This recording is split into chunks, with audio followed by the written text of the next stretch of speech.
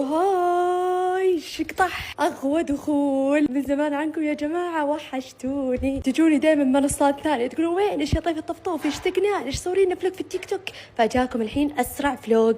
فجاه شفت الاندومايه عندي معششه تحت سريري ومغبره، قلت يلا تعالي اسويش واكلش وازرطش زرط. لا ادري يا عزيز مشاهدك بتقولون يعني اني تاكل واحده معدتها سعوله سعيله، لا ترى بالعاده اكل ثنتين، بس انه هذا اللي موجود. بسوي ذا الحين وشو الاندومي الصريح من دون اضافات، والبربسه هذه حقتكم كون ألذ. كفايه خوف من المجتمع ان الاندومي الحاله كذا من بهاراته بس وشوي صويا يطلع ياخذ العقل. طبعا اكيد مع وشو مع بيض. اللي ما تاكل اندومي مع بيض تعالي اواجهش، لا اصيدش صيد. هنا فورت بيض، هذه الدجاجه.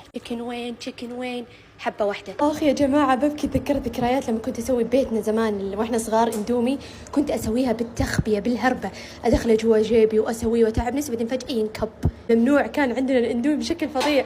الحين صار عادي، مع ان امي يعني دائما لما تشوفنا نسويه تقول ما هو بزين. اخ يا ربي هذيك الايام ما بناسيها. طبعا هذه الاندومايه تقولون بها كذا تقسمونها مربعتين. احط مويه مغليه اسرع، بس بحط شويه يسطح. عشان ايش؟ لما تكثرون مويه يتمولخ، فهمتوا؟ فمو بحلو، فحطوا مويه شويه عشان يطلع مفلفل. ولع النار شقطح. ونادر يا جماعه ان اكله الخمايم خميمه، اللي خميمه ما تعرف تطبخ هذه اسهل اكله. والله العظيم مو طبيعي. انا عندي سلك مقطوع، انا كل ما اقول مو طبيعي يجيني هذا البارت، فاسلكولي. الحمد لله يا رب يا جماعه الصويا موجوده.